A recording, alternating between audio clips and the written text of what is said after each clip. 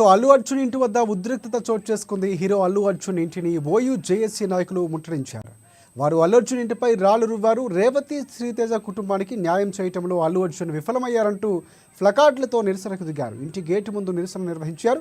ఆ తర్వాత నిరసనకారుల్లో కొందరు ఒక్కసారిగా అల్లు అర్జున్ ఇంటిపై రాళ్లతో దాడికి దిగారు.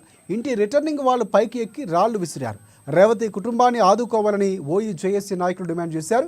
ఇక పోలీసులు వారిని అడ్డుకోవడంతో తోపులాట సాగింది. ఆందోళనకారులు పోలీసులు చెదరగొట్టినట్లుగా సమాచారం.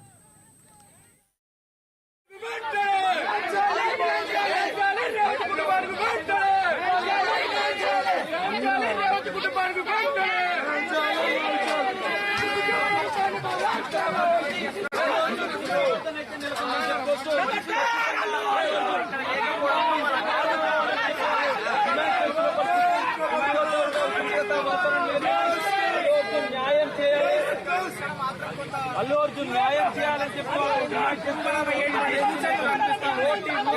కోటి రూపాయలు వాళ్ళందరూ కూడా